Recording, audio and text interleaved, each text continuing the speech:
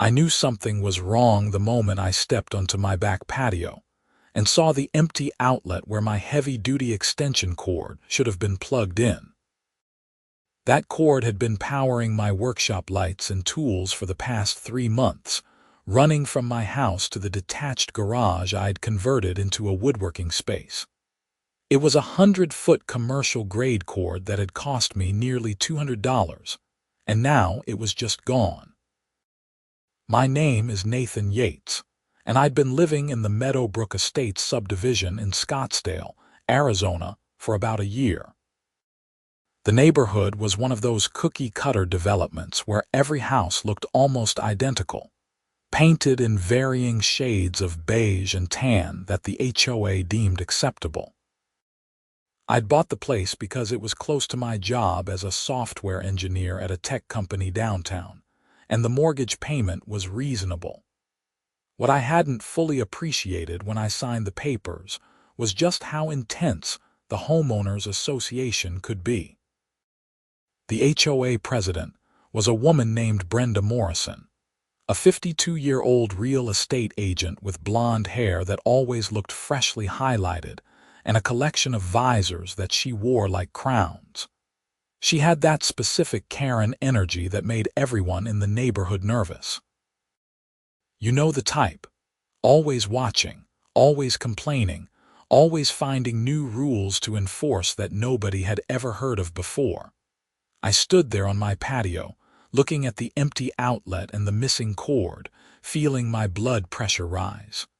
The cord had been there when I left for work that morning. I was sure of it because I'd unplugged my table saw before heading out, and I specifically remembered coiling the end of the extension cord near the outlet. Now, there was nothing. I walked around my property, checking the garage, the side yard, even behind the AC unit, thinking maybe I'd moved it and forgotten. But no, the cord was definitely gone. That's when I noticed something else unusual. There were footprints in the small flower bed next to my patio, fresh ones that had crushed some of the decorative rocks I'd placed there. The prints led from my patio toward the community pathway that ran behind my house. I pulled out my phone and opened an app I hadn't checked in weeks. See, that extension cord wasn't just any ordinary cord. I'm a tech guy, and I like gadgets. 6 months ago, I'd bought this particular extension cord specifically because it had a built-in digital usage monitor. The device connected to my phone via Bluetooth and Wi-Fi, tracking exactly how much power was being drawn through the cord, when it was being used, and even the GPS location of the cord itself. I'd bought it mainly to monitor my workshop's power consumption and make sure I wasn't overloading any circuits, but I'd kind of forgotten about the tracking features. The app took a moment to load, and then I saw it. The cord was currently located at 2847 Desert Bloom Lane, which was exactly 4 houses down from mine. And according to the usage data, something was actively drawing power through it right now. About 1,500 watts, to be precise. I felt a mix of anger and curiosity as I looked at the address. I knew that house. It belonged to none other than Brenda herself. Walking over there immediately seemed like the obvious choice, but I hesitated. Brenda wasn't just any neighbor. She was the HOA president, and she'd already given me 3 violation notices in the past year. The first was for leaving my trash cans visible from the street 4 hours past the pickup time. The second was for having a garden hose that was the wrong shade of green, apparently not on the approved list. The third was for parking my car in my driveway facing the wrong direction. Something about the code requiring all vehicles to face forward as viewed from the street, which made no logical sense for my corner lot. Each violation came with a $50 fine that was automatically added to my HOA dues. I'd paid them, grumbling but not wanting to make waves. Now this same woman had apparently stolen my $200 extension cord right off my property. I decided to gather more evidence before confronting her. I took screenshots of the app showing the cord's location and the current power usage. I also checked the historical data. According to the logs, the cord had been moved from my location at approximately 11:15 that morning. It was now 3:30 in the afternoon. The power usage had started at 11:45 and had been running consistently since then. I also had a security camera pointed at my back patio. I'd installed it a few months ago after someone kept leaving dog poop bags in my garbage can. I pulled up the footage on my phone and scrolled back to that morning. At 11:12 a.m., clear as day, Brenda Morrison walked onto my patio wearing one of her signature visors, this one hot pink, and a matching athletic outfit. She looked around, seemingly checking if anyone was watching, then unplugged my extension cord and started coiling it up. It took her a few minutes because of the length, but she managed to wind it into a bundle, tucked it under her arm, and walked away down the pathway. I couldn't believe what I was seeing. She hadn't even tried to hide her face. She must have assumed I didn't have cameras, or maybe she just didn't care.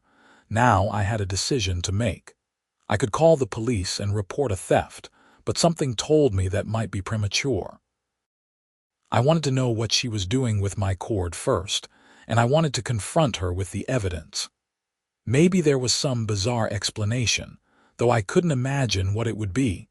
I walked down the street toward her house, my phone in my pocket with the app still open. The afternoon sun was brutal, typical for late October in Arizona, and I could feel sweat forming on my back as I walked. Meadowbrook Estates was quiet at this time of day. Most people were still at work, and the retirees were probably inside enjoying their air conditioning. Brenda's house looked immaculate, as you'd expect from an HOA president. The desert landscaping was perfectly maintained with symmetrical arrangements of cacti and red rocks. Her beige stucco house had white trim that looked freshly painted, and her driveway was pressure-washed clean. Her silver Lexus SUV sat in the driveway, and I could hear the faint hum of something mechanical coming from the side yard. I walked up the driveway and followed the sound. As I rounded the corner of her house, I found the source. My orange heavy-duty extension cord was plugged into an outdoor outlet on the side of her house, and the other end was connected to a large inflatable Halloween decoration. It was one of those massive yard inflatables, probably 12 feet tall, depicting a haunted house with ghosts and pumpkins. The air blower motor was running constantly to keep it inflated, which explained the 1,500-watt power draw. I stood there for a moment, just staring at it. She'd stolen my extension cord to power her Halloween decoration. The audacity was almost impressive. "Can I help you?" I turned to find Brenda standing at the corner of her house, hands on her hips. She was wearing the same pink visor and athletic outfit from the security footage, though she'd added sunglasses that covered half her face. "Yeah, actually," I said, trying to keep my voice level. "That's my extension cord." She looked at the orange cord running across her yard, then back at me. "I don't think so. This is my cord." "No, it's definitely mine. I can prove it." Her lips pressed into a thin line. "I found this cord abandoned on the community pathway this morning." According to HOA rules, Section 7, Subsection 3, any items left on common areas for more than 24 hours become property of the HOA for disposal or use as the board sees fit. I blinked at her, processing this absurd claim. "You didn't find it on the pathway. You took it from my property. I have you on camera." Her expression didn't change. "I don't know what you think you saw, but I found this cord on the pathway. If you believe you have a claim to it, you can submit a formal request to the HOA board, and we'll review it at our next meeting," which is scheduled for the third Tuesday of next month. That's 5 weeks away. Yes, we have a very thorough review process. I pulled out my phone and opened the app. This cord has a built-in GPS tracker and usage monitor. I can see right here that it's located at your address, and I can see exactly when it was moved from my property this morning at 11:15. For the first time, her confident expression faltered slightly. That's an invasion of privacy. You can't track items on other people's property. I can track my own property wherever it is, I countered. And I have security footage of you taking it from my patio. She recovered quickly, straightening her back. If you're accusing me of theft, that's a very serious allegation. I could file a harassment complaint with the HOA board. That comes with a $200 fine. This woman was unbelievable. You're threatening to fine me because you stole my extension cord. I didn't steal anything. And please lower your voice. We have noise ordinances in this community. A car pulled into the driveway behind me, and an older man got out. He was probably in his late 50s, balding, wearing a polo shirt and khakis. He looked between Brenda and me with a confused expression. "What's going on?" he asked. "Richard, this is Nathan from down the street," Brenda said, her tone suddenly sweeter. "He seems to be confused about an extension cord." "I'm not confused," I said firmly. "Your wife took my extension cord from my property this morning and I have video evidence. I'm asking for it back." Richard looked at the cord, then at his wife. "Brenda, where did that cord come from?" "I thought we had a black one." "The black one broke," she said quickly. "I bought this one at the hardware store last week." "No, you didn't," I said, pulling up the security footage on my phone. "Here, this is from this morning." I showed him the video. He watched silently, his expression growing more uncomfortable as the footage played. When it ended, he looked at Brenda. "That looks like our back pathway," he said slowly. "The angle is distorted," Brenda insisted. "That could be anywhere." "It's time-stamped," I pointed out.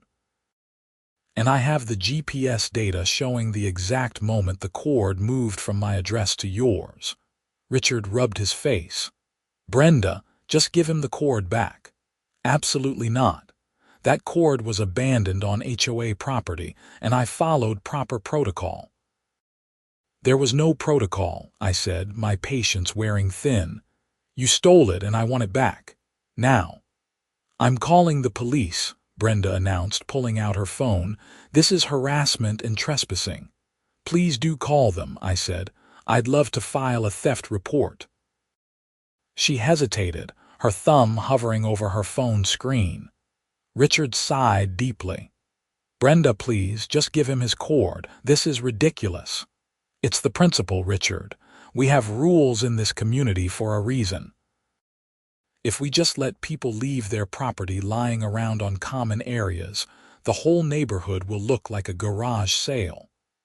"It wasn't on a common area," I repeated. "It was on my property." An elderly neighbor from across the street had come out to water her plants and was watching our exchange with obvious interest. Brenda noticed and seemed to shrink slightly under the attention. "Fine," she said through gritted teeth. "Take your cord. But I'll be filing a formal complaint about your tone and aggressive behavior." She marched over to the inflatable decoration, which immediately began to deflate as she unplugged my cord. The haunted house collapsed with a sad wheeze, sagging onto her perfect landscape rocks. She yanked the cord free from her outlet and thrust the bundled length at me. "Thank you," I said, taking it. "And for the record, if you needed to borrow an extension cord, you could have just asked."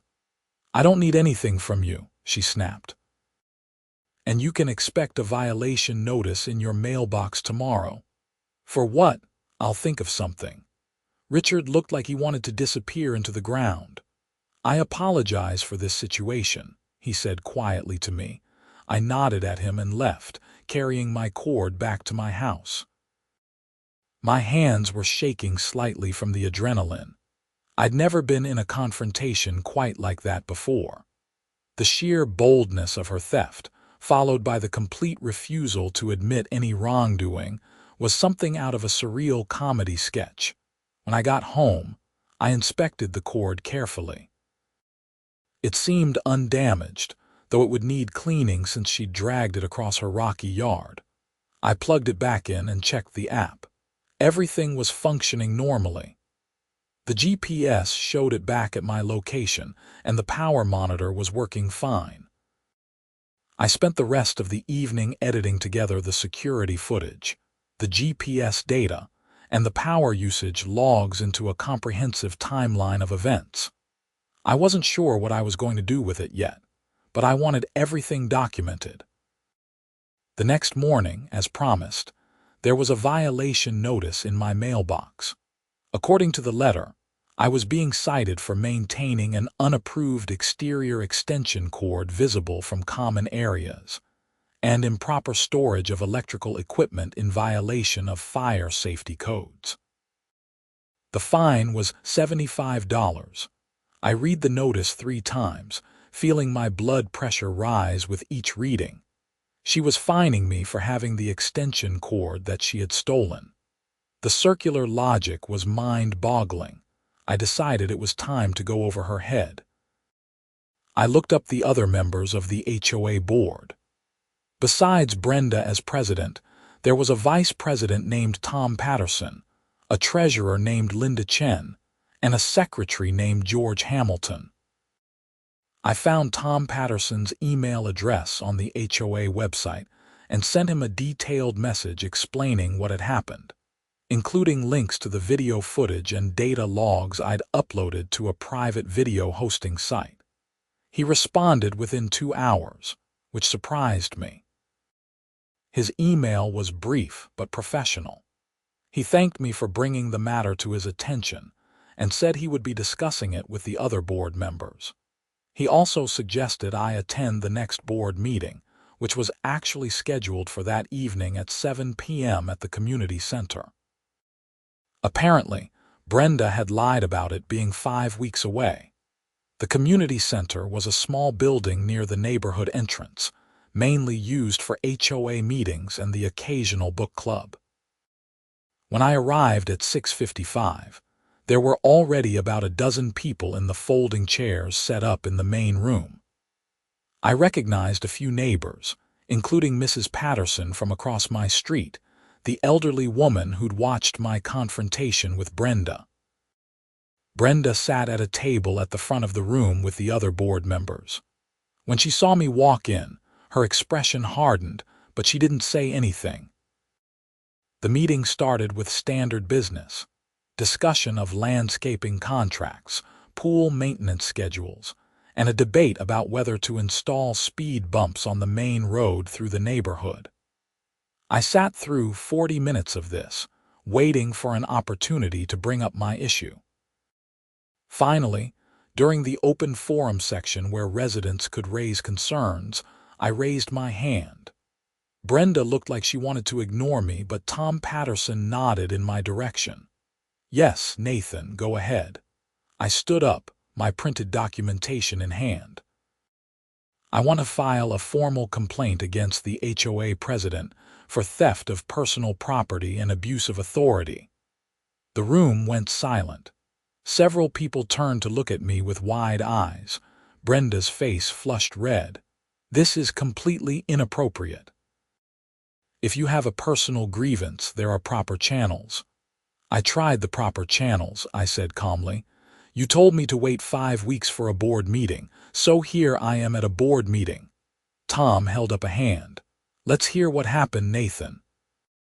I walked them through the entire incident, starting with discovering my extension cord missing, finding it via the GPS tracker at Brenda's house, confronting her, and then receiving a violation notice for the very item she'd stolen. As I spoke, I passed around copies of the time-stamped security footage screenshots and the GPS data logs. Several people in the audience murmured as they looked at the evidence. Linda Chen, The treasurer studied the documents with a serious expression. Brenda tried to interrupt several times. This is a misrepresentation of events. The cord was abandoned on common property. I have every right as HOA president to manage items left on our shared spaces. The video clearly shows you on his patio, Tom said, looking at one of the screenshots. That's not common property. The angle is misleading. The pathway runs right behind his patio. It's impossible to tell exactly where the cord was located.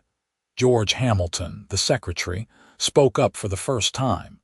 He was a heavy-set man in his 60s with a gray beard. Brenda, even if the cord was on the pathway, you can't just take it. We have to follow proper procedures. Notice of abandoned property, waiting period, all of that. I did follow procedures, she insisted. Where's the documentation? Linda asked. Any HOA action like that requires paperwork. Brenda faltered. I have it at home. I haven't filed it yet.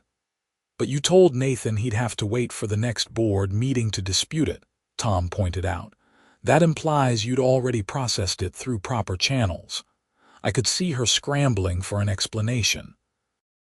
It was an administrative oversight. The point is, we have rules about property maintenance and common areas, and those rules need to be enforced consistently. Mrs. Patterson raised her hand from the audience.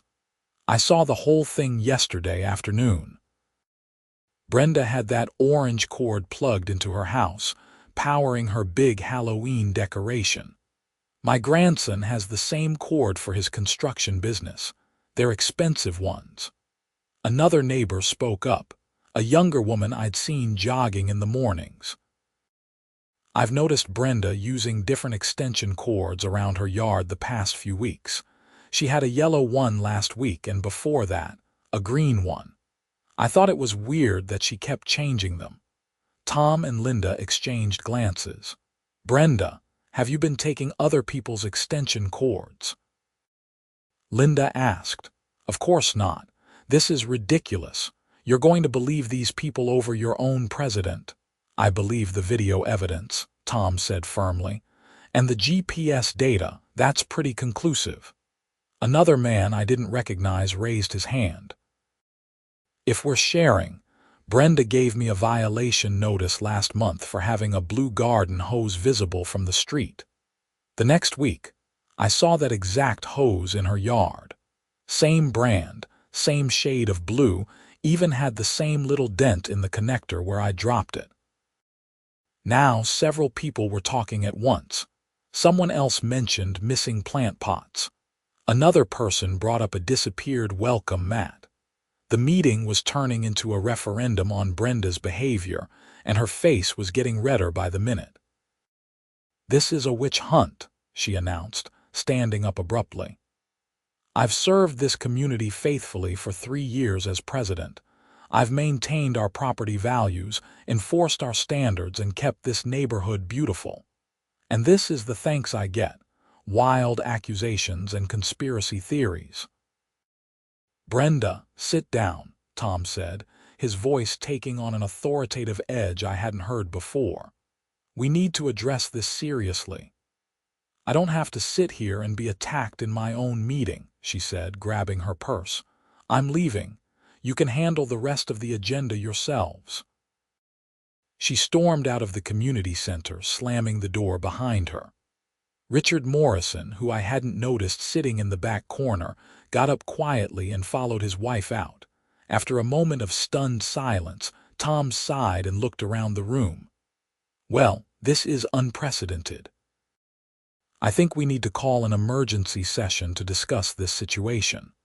But first, Nathan, on behalf of the board, I apologize for what happened to you. That violation notice Brenda issued is void, and you won't be charged any fine. Thank you, I said. I appreciate that. Linda was making notes on her laptop. We should check our records for all violation notices Brenda has issued in the past year. If there's a pattern of her taking items and then fining people for having those same items, we need to address it. The meeting continued for another hour, but I'd said my piece.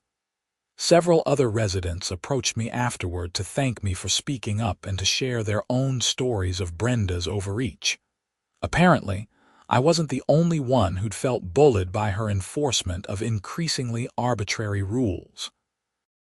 Over the next few days, I heard through the neighborhood grapevine that the HOA board was conducting a full investigation into Brenda's actions as president. Tom Patterson actually came to my house to apologize personally and to let me know they were taking the matter very seriously. "We should have been paying closer attention," he admitted. "Brenda was always very proactive about enforcement, and we thought that was a good thing. We didn't realize she'd crossed lines." "Is she going to face any consequences?" I asked. "The board is meeting tomorrow to discuss our options." "At minimum, she'll be removed as president, but some of the things we've uncovered might require legal action." "What did you find?" He hesitated, then said, "Let's just say your extension cord wasn't an isolated incident. We've documented at least 15 cases of her confiscating property under false pretenses over the past 18 months, and there are some financial irregularities we're looking into as well." That sounded more serious than petty theft. Financial irregularities. "The violation fines she's been collecting haven't all been properly recorded. There's about $8,000 unaccounted for." I let out a low whistle. "So she's been pocketing the fines." "We're not certain yet, but it looks that way. Linda is going through all the bank records now.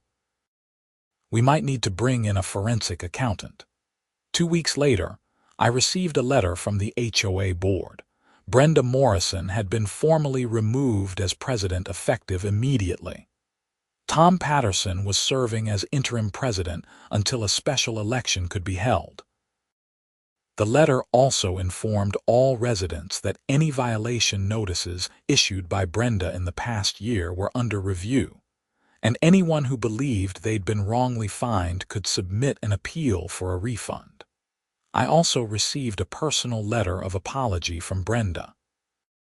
It was clearly written by a lawyer, full of formal language about misunderstandings and miscommunications, but it did include an offer to reimburse me for any costs incurred.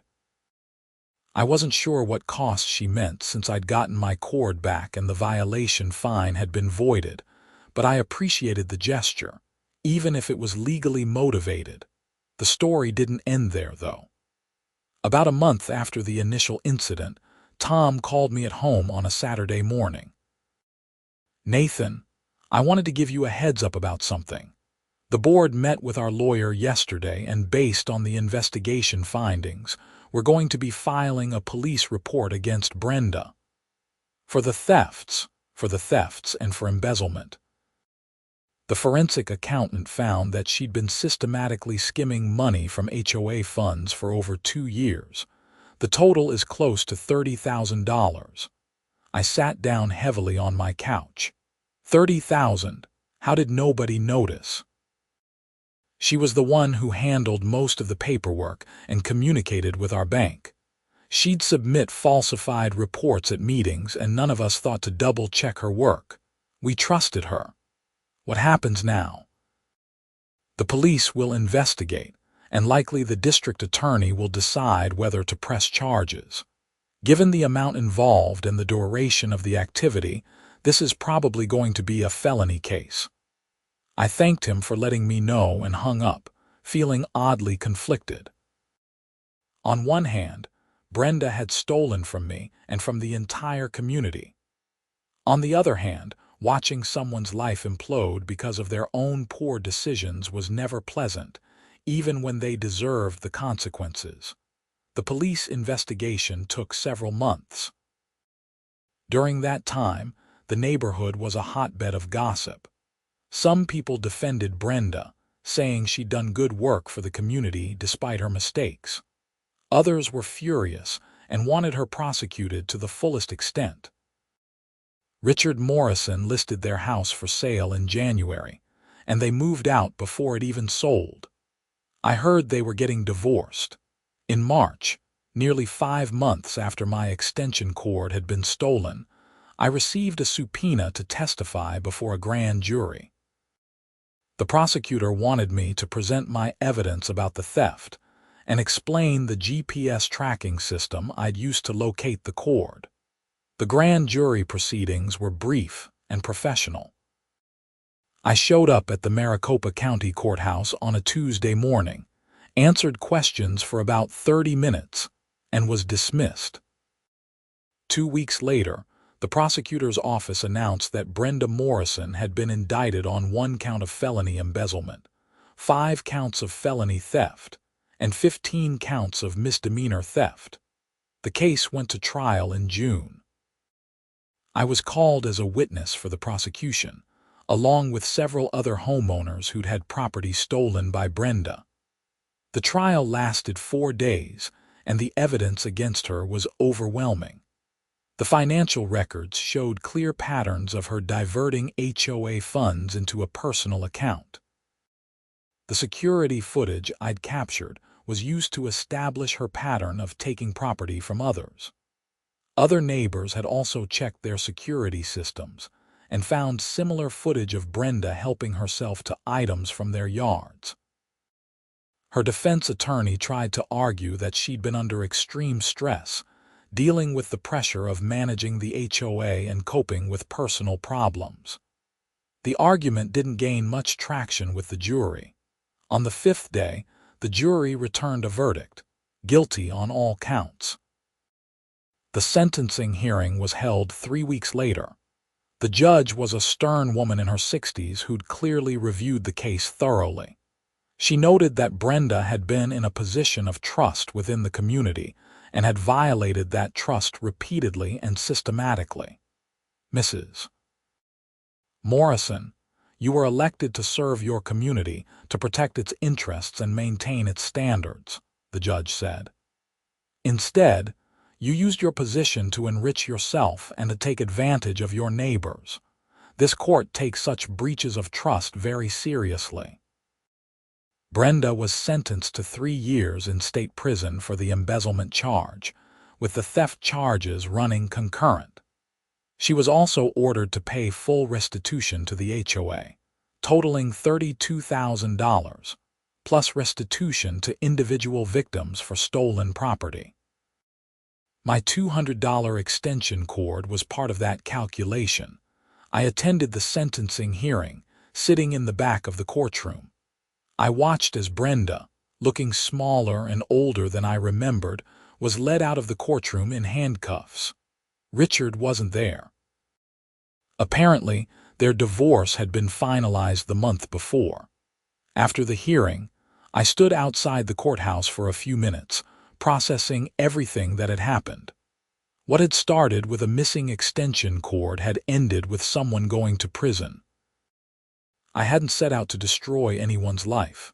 I just wanted my property back and maybe an apology.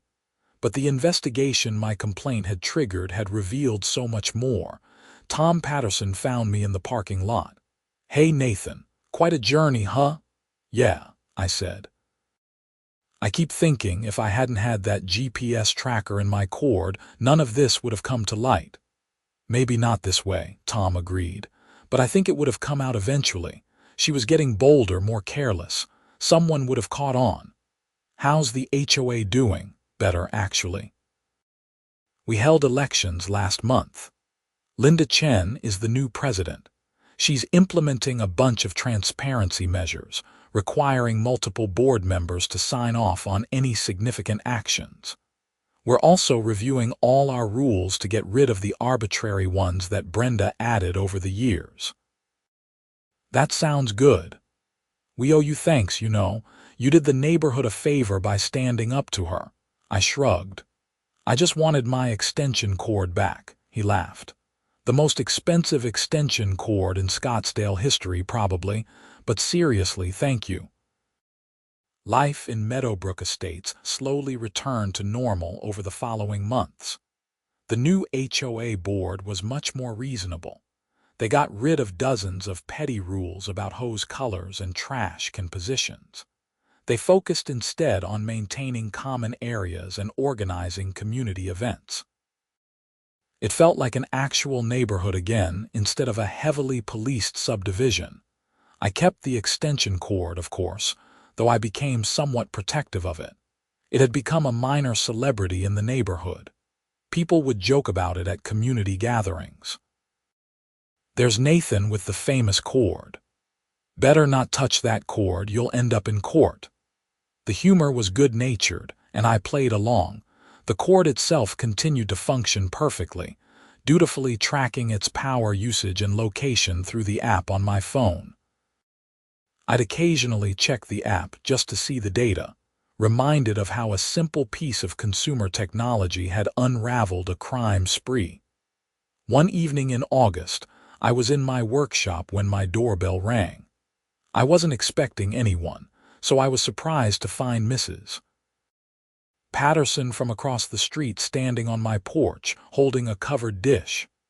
"Hi, Nathan. I made too much lasagna and thought you might like some," she said with a warm smile. "That's very kind of you, thank you," I said, taking the dish. It was still warm. "I also wanted to thank you properly," she continued, "for what you did with Brenda. My late husband and we always thought something was off about her, but we didn't know what to do. You stood up for yourself and ended up helping the whole neighborhood." "I appreciate that, Mrs. Patterson. Call me Dorothy, please, and I mean it. This neighborhood is a much nicer place now." After she left, I sat down with the lasagna and realized she was right. The whole atmosphere of Meadowbrook Estates had changed. People were friendlier, more relaxed. There wasn't that constant undercurrent of anxiety about whether you were violating some obscure HOA rule.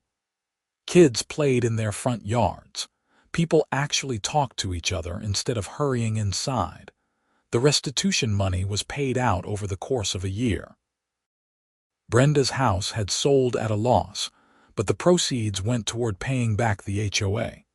She also had some retirement accounts that were liquidated.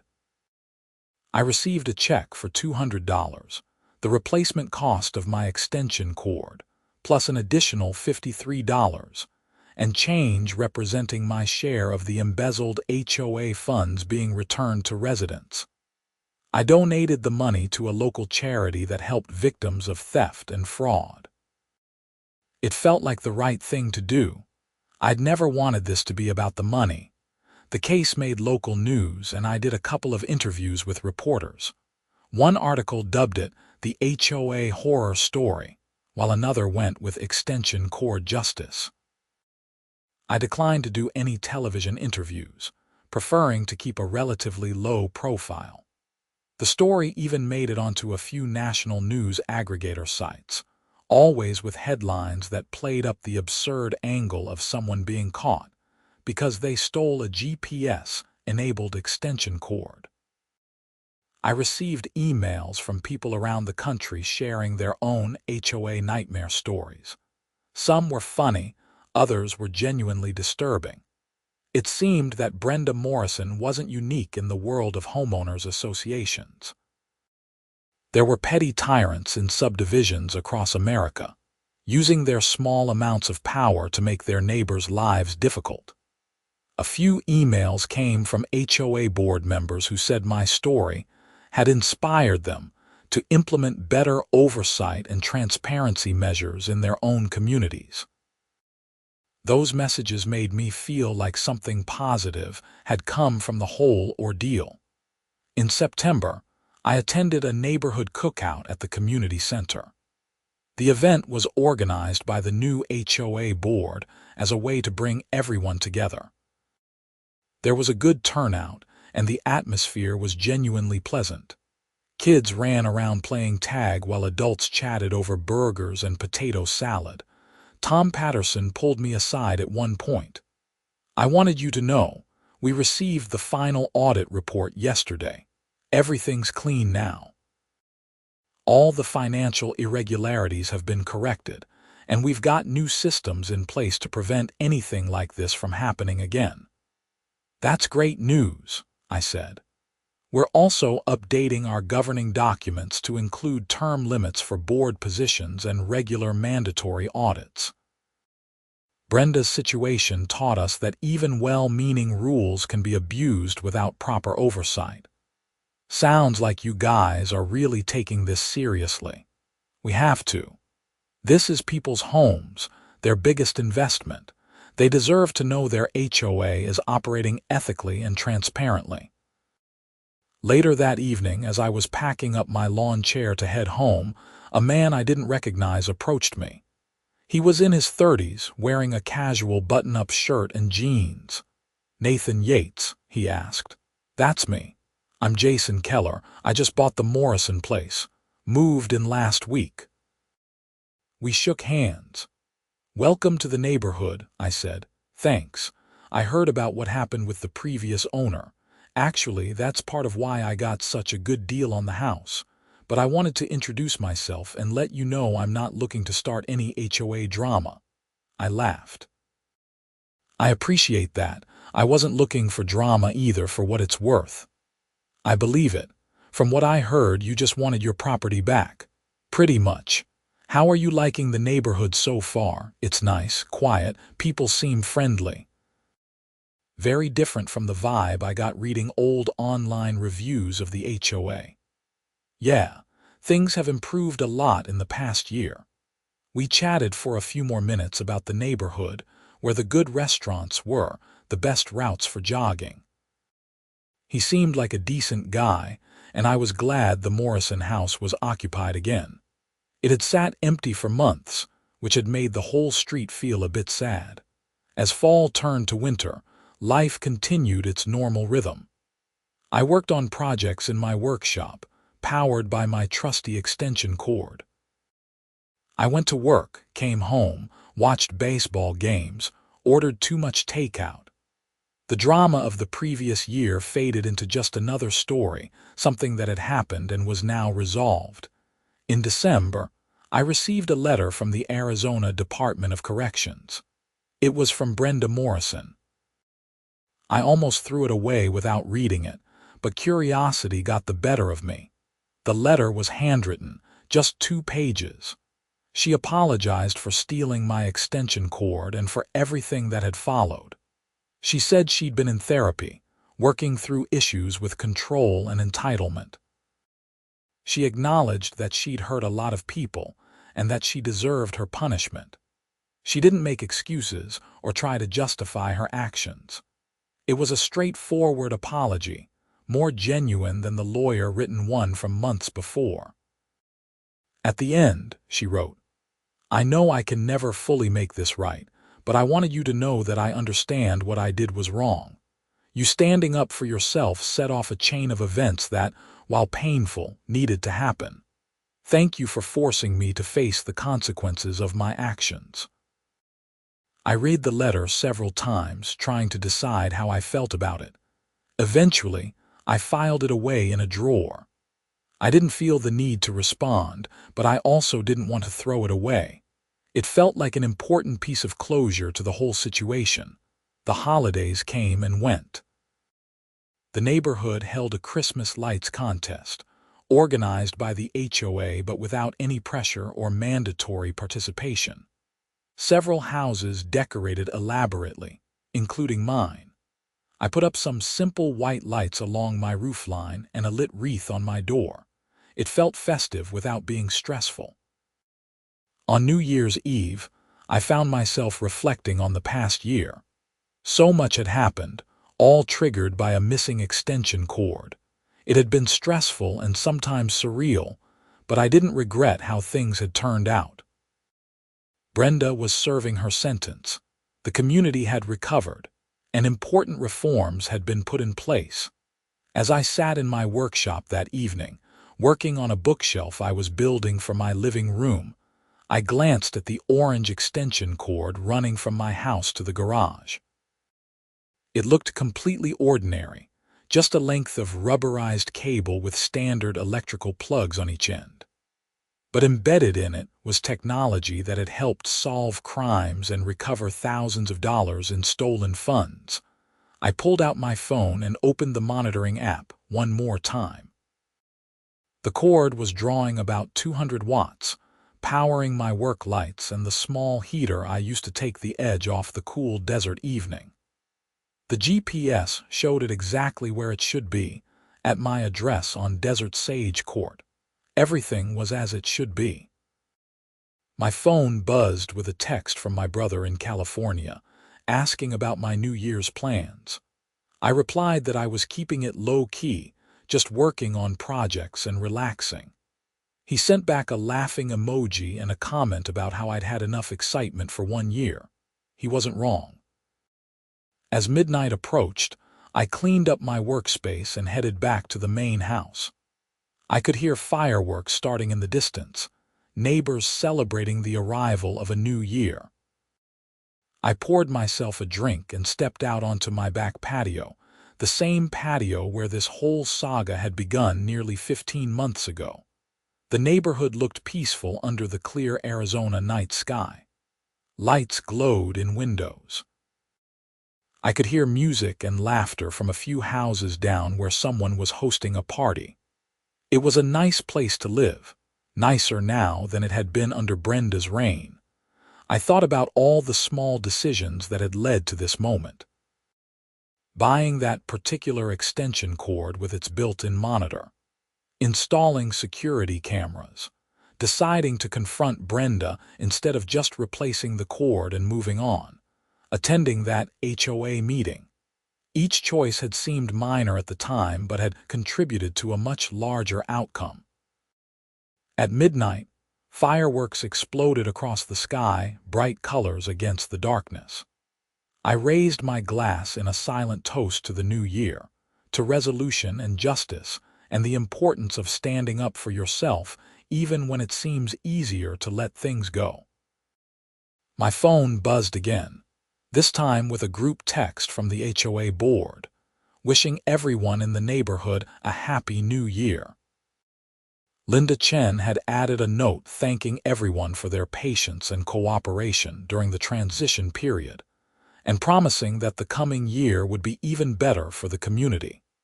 I smiled and sent back a simple, Happy New Year in reply. The fireworks continued for another 10 minutes, filling the air with booms and crackles. When they finally subsided, the neighborhood fell quiet again. I went back inside, locked up, and got ready for bed. In my workshop, my extension cord continued doing its job, drawing a small amount of power even with no tools running, keeping the monitoring system active.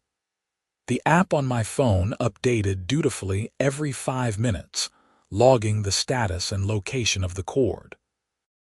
It was just a piece of equipment, a length of cable designed to carry electricity from one place to another.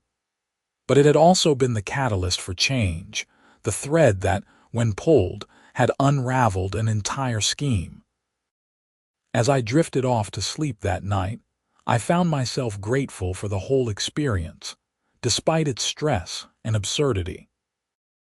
I'd learned important lessons about standing up for myself, about the importance of evidence and documentation, and about how systems of power, even small ones like HOA boards, need oversight and accountability. I'd also learned to pay attention to the features of the gadgets I buy. That GPS tracker and usage monitor had seemed like unnecessary bells and whistles when I'd purchased the cord. I'd mainly bought it for the heavy-duty electrical capacity. But those extra features had proven invaluable when I needed them. The next morning, I woke to a beautiful sunny day. I made coffee, checked my email, and saw a message from Tom Patterson asking if I'd be interested in serving on the HOA board. They had an open position for a regular member, and he thought I'd be a good fit given my attention to detail and willingness to speak up about problems. I considered the offer while sipping my coffee. A year ago, I would have declined immediately. HOA boards had seemed like nothing but headaches and petty disputes. But now, having seen how much difference good leadership could make, I found myself interested. I replied that I'd like to learn more about what the position involved. We set up a time to meet later that week to discuss it. Looking out my kitchen window at the neighborhood beyond, I felt optimistic about the future. Meadowbrook Estates had been through a difficult period, but it had emerged stronger and more united. The residents had learned to pay attention, to ask questions, to not simply defer to authority without oversight, and it had all started with an extension cord. I finished my coffee and headed out to my workshop to continue working on that bookshelf. As I plugged in my tools, using that same orange extension cord that had become unexpectedly famous, I couldn't help but appreciate the irony of it all. Brenda Morrison had stolen a $200 extension cord to power a Halloween decoration. In doing so, she'd triggered an investigation that revealed over $30,000 in theft and embezzlement, cost her marriage, her freedom, and her reputation, and ultimately improved the lives of everyone in the neighborhood she'd claimed to be serving. All because she didn't know about the built-in GPS tracker and usage monitor. I powered on my table saw and got to work, the steady hum of the motor a comforting sound. The wood took shape under my hands, becoming something useful and beautiful through careful attention and effort. It was a good metaphor for what had happened in the neighborhood, I thought. Something broken had been identified, addressed, and ultimately fixed, leaving everyone better off than before. The bookshelf came together nicely over the next few hours. By early afternoon, I had all the pieces cut and was beginning assembly. It was satisfying work, the kind of project where you could see tangible progress and results. Around 3 p.m., my phone rang. It was Linda Chen, the new HOA president. "Hi, Nathan, do you have a minute?" she asked. "Sure, what's up?" I wanted to follow up on Tom's email about joining the board. "We're having an informal meet and greet this Sunday for anyone interested in getting involved with the HOA, either as board members or committee volunteers. Would you like to come?" "Yeah, that sounds good." "What time?" 2 p.m. at the community center. Just casual snacks and conversation. We're trying to rebuild community engagement after everything that happened. "I'll be there," I said. "Great. And Nathan, I wanted to say thank you again for everything you did. I know it wasn't easy and you could have just let it go." "I couldn't let it go," I said honestly. "It was the principle of the thing." "Well, we're all grateful. See you Sunday." After we hung up, I thought about what she'd said about rebuilding community engagement. That was really what this had all been about. An HOA was supposed to be a group of neighbors working together to maintain and improve their community. Under Brenda, it had become something else entirely, a tool for one person's control issues and financial crimes. Now there was an opportunity to do it right, to show how an HOA could function as it was meant to. I found myself genuinely excited about the possibility of being part of that. Sunday came, and I showed up at the community center at 2 p.m. as promised. There were about 20 people there, ranging from young families to retirees. Linda had set up a table with sandwiches, chips, and drinks. The atmosphere was relaxed and friendly. Linda gathered everyone together after about 15 minutes of mingling. "Thank you all for coming. As most of you know, our HOA went through a difficult period last year. But we've made it through, and now we have an opportunity to build something better. We want an HOA that serves the community, not one that rules over it." There were nods and murmurs of agreement around the room. She continued, "We have several open positions on various committees, and we're looking for people who want to get involved. We need members for the Architectural Review Committee, the Landscaping Committee, and the Social Events Committee. We also have one open position on the board itself." She went on to describe what each position involved and the time commitment required. It all sounded reasonable. nothing like the heavy-handed approach Brenda had taken. After the presentation, people broke into smaller groups to discuss the different opportunities. I found myself talking with a couple named Mike and Jennifer, who'd moved into the neighborhood about 6 months ago, right in the middle of the Brenda drama. "We almost backed out of buying here when we heard about all the HOA problems," Jennifer admitted. "But our realtor convinced us that things were changing, and she was right. It's a good neighborhood," I said. "Better now than it was." "You're the extension cord guy, right?" Mike asked with a grin. I laughed. "Yeah, that's me. That's such a crazy story. I keep thinking about buying one of those cords for our house now." "They're actually pretty useful," I said, "even without the theft recovery aspect."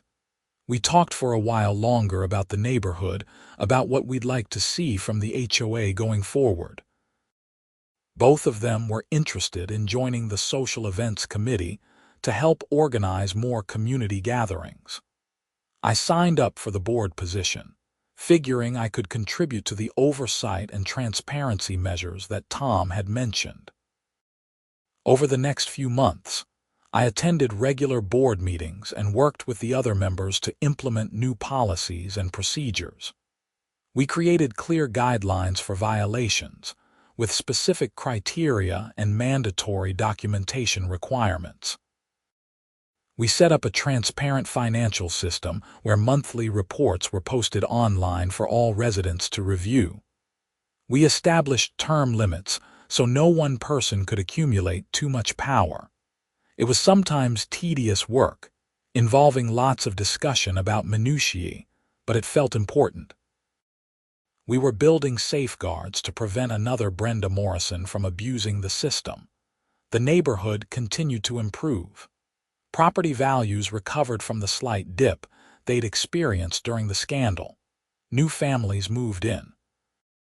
The community became known not for its HOA drama, but for being a well-maintained, friendly place to live. One evening in late spring, almost 2 years after my extension cord had been stolen, I was invited to dinner at Tom Patterson's house. His wife had apparently decided that I needed more home-cooked meals and less takeout, and she wasn't entirely wrong. Over pot roast and mashed potatoes, Tom and I talked about how far the neighborhood had come. "You know," he said, refilling my wine glass, "I was talking to a friend who lives in another HOA community across town. They're having some of the same issues we had with Brenda. Board members acting like dictators, unclear rules, no financial oversight." I told them our story, and they want to implement some of the same reforms we did. "That's great," I said. "Maybe something good can spread from what happened here." "I think it already is," Tom replied. "I've gotten emails from people in other states who read about your case online. They're using it as a cautionary tale in their communities, pushing for better governance." It was strange to think that my missing extension cord had become part of a larger conversation about HOA reform. But I was glad if it helped prevent others from going through similar situations. "Any word on Brenda?" I asked. Tom nodded. "She's up for parole next month, actually. She'll have served about 18 months of her 3-year sentence. With good behavior and the programs she's completed, there's a chance she'll be released early. How do you feel about that?" He thought for a moment. "Honestly, I hope she's learned from this and can build a better life.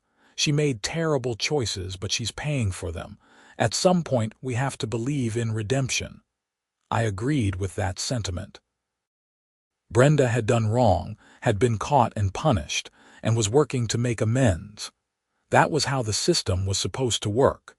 "She's not allowed to serve on any HOA boards as part of her probation terms," Tom added, "and she has to continue making restitution payments."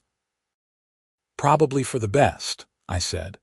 The conversation moved on to other topics: baseball, movies, complaints about Arizona summer heat. It was a pleasant evening, the kind of normal social interaction that had become common in the neighborhood again. As I drove home that night, I passed the house that had been Brenda's, now occupied by Jason Keller and his family. Lights glowed warmly in the windows, and I could see kids' toys scattered in the yard. Life moved on, new families replaced old ones, and the neighborhood evolved. I pulled into my own driveway and sat for a moment, looking at my house. It was a good place, a home I'd made my own despite the initial HOA troubles. My workshop light was on. I must have forgotten to turn it off before leaving for dinner, casting a familiar orange glow through the garage window. Inside, I checked on the workshop, and sure enough, I'd left the lights running. My extension cord was still there, still functioning perfectly, still dutifully tracking its location and power usage for anyone who cared to check. I patted it affectionately as I unplugged the lights. "You've been more trouble than you're worth," I told the cord, "but I wouldn't trade you for anything." It was an absurd thing to say to an inanimate object, but after everything that cord had been through, it felt earned. I locked up the workshop and headed into the house, ready to wrap up another ordinary evening in Meadowbrook Estates. The neighborhood was quiet, peaceful, safe. The stars were bright overhead, undimmed by city lights. Tomorrow I had work, then a board meeting in the evening to discuss whether to approve a resident's request to paint their front door a shade of blue, not currently on the approved color list. It was the kind of minor decision that would have been a huge fight under Brenda's leadership, but would probably be resolved with common sense and compromise now. That was the real victory, I thought as I got ready for bed. Not the conviction or the restitution, or even getting my extension cord back. The real victory was that the neighborhood had learned to function as a community again, with reasonable people making reasonable decisions for the benefit of everyone. And all because I'd bought an extension cord with a GPS tracker and decided that stealing was wrong, no matter who did it or what excuses they made. I fell asleep that night with a smile on my face, grateful for the journey I'd been on and excited about where the neighborhood was heading. The extension cord saga had become part of Meadowbrook Estates lore, a story that would be told to new residents for years to come. It was the story of how one person standing up for what was right had changed an entire community for the better. And while I'd never set out to be any kind of hero or reformer, I was proud of the role I'd played. Sometimes the smallest actions have the biggest consequences. Sometimes a $200 extension cord with built-in monitoring technology can bring down a corrupt HOA president and spark meaningful reform. Sometimes standing up for yourself does more than just solve your immediate problem, it helps everyone around you. As I drifted off to sleep, I made a mental note to check on that blue paint color for tomorrow's meeting. Something told me we'd approve it. After all, what was the point of having rules if they couldn't bend a little for common sense? That was the lesson of the extension cord, really. Rules matter, but they have to serve the community, not control it. Oversight matters, but it has to be balanced with trust. And when someone violates that trust, there have to be consequences. Brenda Morrison had learned that the hard way. The neighborhood had learned it too, though less painfully. And now we were all better for it. The extension cord sat in my workshop, plugged in and ready for tomorrow's projects. A silent testament to the power of technology, evidence, and one person's refusal to let theft slide just because the thief had a position of authority. It was just an extension cord after all, but it had been enough.